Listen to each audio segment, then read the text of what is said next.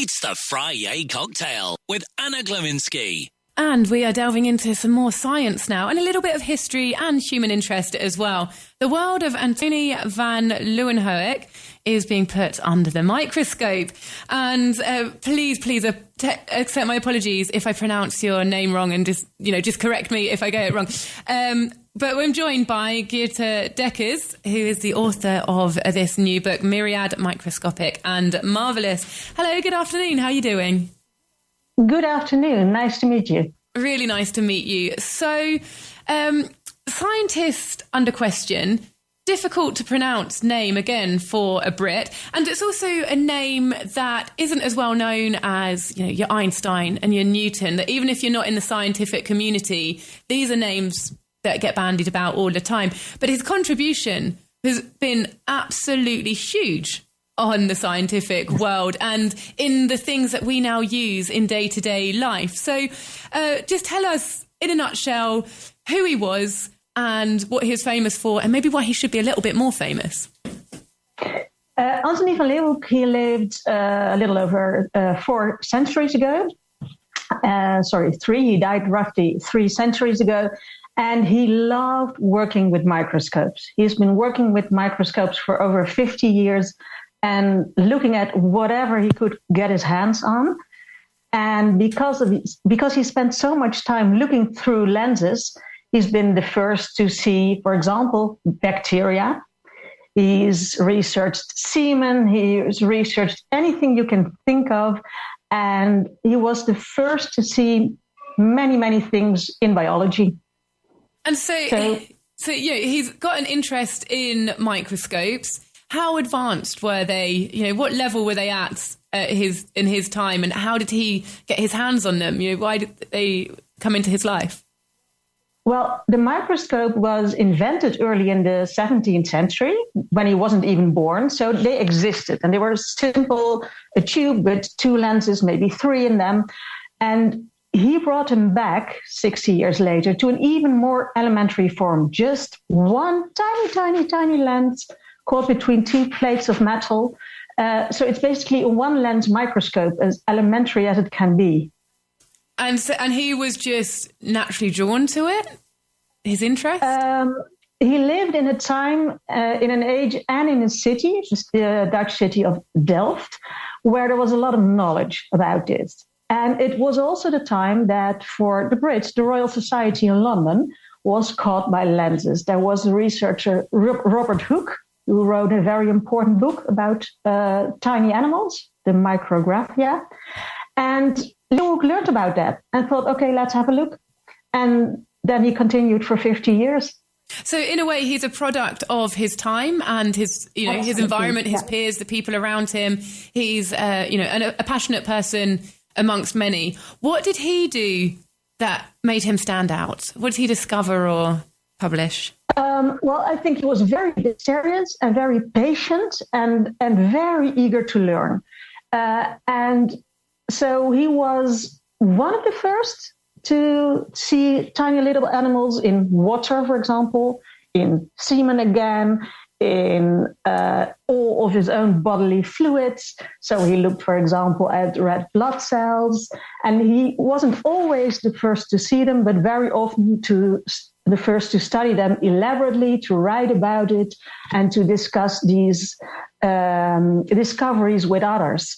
So you are allowed to call him the first microbiologist after Hooke, I think. Fair enough. And this passionate interest of his, how is it received by the people around him? You've already mentioned that he has got peers. There are other people that are interested in this at the same time. But I also have an image in my head of just a bit of an eccentric mad scientist who maybe was on the fringes of society or... No, not at all. He was a civil servant, so he made his money working in town hall. And he wrote letters with people all over Europe and mostly in London. And people were eager to learn what he saw and to follow him. Nobody was as passionate as he was to continue and to continue and to continue. So in that sense, he was a bit of a mad scientist. But no, he was part of a community and other people wanted to know, and he was visited by other people and exchanged letters, etc. So he was a very, very normal man, I'd say. Very normal and highly respected then, by the sound of it. Somewhat. He was highly respected for his skill, but he wasn't an academic. And this was an age when the true exciting inventions weren't done in universities. But it was important to be taken seriously, to speak Latin and to know your classics. And he didn't really. He spoke Dutch. He read, I think, a little English, which was not standard at the time, but not really Latin, hardly any French. So he wasn't an intellectual in a broad sense. And some people mocked him for that. He was intellectually somewhat self-made, but so it was a bit two-sided. He was taken seriously for his discoveries, but he was not fully part of the academic circles. And so moving on to those discoveries then, he's saying that he's finding little animals, little creatures inside liquid, things like that. What was... how do I phrase this? How did people receive that information at that time? You said that people are hungry for that knowledge. Was he not ridiculed? Yes. No. And tell us a bit about that. People could replicate it. But it is important to realize that when he saw bacteria, he did not at all realize how important his discovery was. When we think about bacteria nowadays, we think about disease and their importance in all kinds of biological mechanisms. He just thought he saw tiny animals like tiny fish or tiny insects, and he didn't realize they were very important in our own bodies, for example. So he was enthusiastic about what he saw, but he didn't realize the full depth of the importance. That, for example, he made an important leap in understanding illness. He didn't realize that at all. And so how did people start using his discoveries to turn them into something useful that we see and live with today? That took a while after his death, a couple of decades, because he was so good at this. And some people in London could replicate his observations, but not everybody. And it took a couple of decades after his death before people start to standardize research so that they could fully discuss things. And it was also the time of the invention, for example, of chemistry. The development of chemistry. He didn't know anything about chemistry. So a couple of decades after his death, people started to look at his inventions, his discoveries in a new way, and started to think of and develop the concept of a cell, for example. The cell is the basic building block of life. He didn't have any such concept. He saw cells, but he just thought, for example, they were tiny animals. And so it took a lot of science, communication and thinking and developing and before people realized that. So that was by the time the end of the 18th, early 19th century that people realized that cells were the building blocks of life. And if other people had access to microscopes as well and there was a bit of an interest in that sort of thing, how much of his discoveries do you think would have just been found by somebody else sooner or later? Was there anything particularly special that stood out about him? Eventually, I think they would have been found, all of them, but it took special skill. I tried to replicate his observations, knowing what I was supposed to see, because, I've been to high school and I've learned biology, and I found it so difficult. So his dexterity and his the fact that he was so determined and his patience have been really important. But lenses have existed for thousands of years, or at least 2,000 years, and people have been using them for ages. But then in the 17th century, there's a surge of people doing new things with them, using them in telescopes to look at the heavens and using them in microscopes to look at tiny creatures. So most of it probably would have happened anyway, but it takes a special person to spend 50 years of looking through a microscope and still being very, very enthusiastic about it. Now, we've been talking about someone who's been living a few centuries ago, but let's talk a little bit about you. Is it Geertje? Is that how you say it? Your name? Yeah, Geertje in Dutch. Yes, it's difficult. Okay, yeah. Thank you. So what drew you to this character, to wanting to write a book about him? I've always been fascinated by this period in science, because it's a period when basically science is invented and people take, again, huge leaps in a relatively short period of time from the late 16th century on. And as I said, I tried to replicate what Van Leeuwenhoek did, knowing what to expect, and I found it difficult. And we've all been to high school and maybe you wrestled with science or chemistry or, I don't know, physics. And these people invented ways of doing that without knowing what they could expect. So they built an entire world of observation and thinking, well, out of thin air, basically. And that's a period of very passionate discussions and very passionate, proto-scientists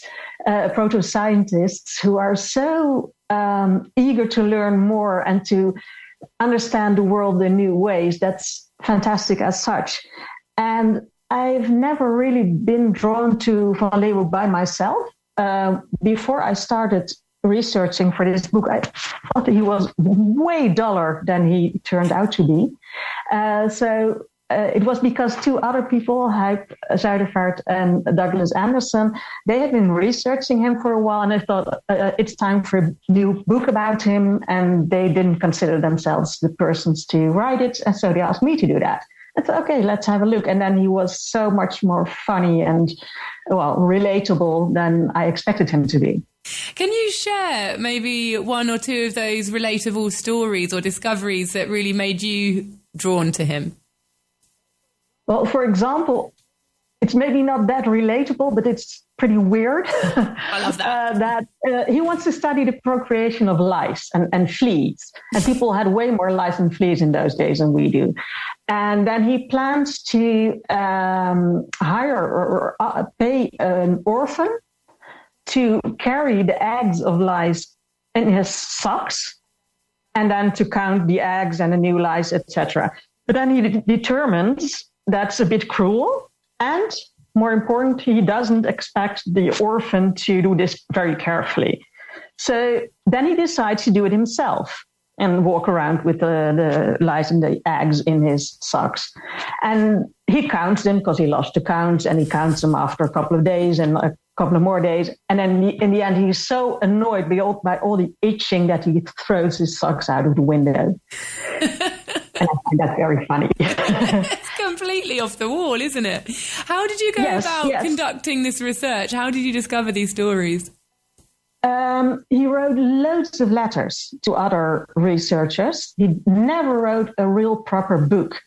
He just wrote hundreds and hundreds of letters, and most of them have been kept. Many of them have been published. So I just followed his life through his letters, and he writes these things in his letters. So he writes how he goes about doing research, and then he writes down these anecdotes. Well, you've given us a taster of who he is and why you're interested in him as well. What do you think readers will get from the book? What makes this a juicy read? Who's it for? Well, there's a lot of again, semen and blood, etc.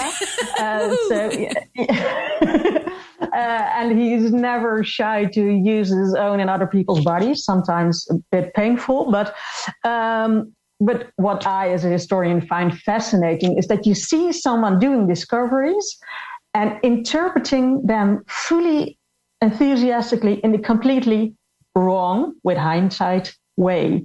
And that's what I find fascinating. That's again the way of discovering how science works and developing a new worldview and how difficult that is. This is a very intelligent man who wants to learn, but he doesn't have the context we have. And that's the main thing I would like readers to get from it, how difficult it is for him to make sense of what he sees. He's seeing a new world without the tools to make sense of it.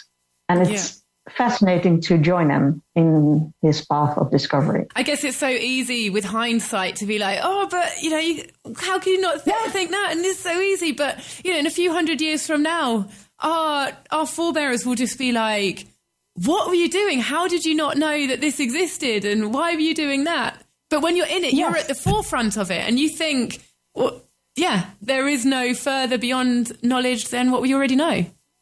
No, and he has this frame of reference that's his. And it's so difficult to step outside of your own frame of reference. Well, that's what his limits are. And it's totally understandable. Absolutely.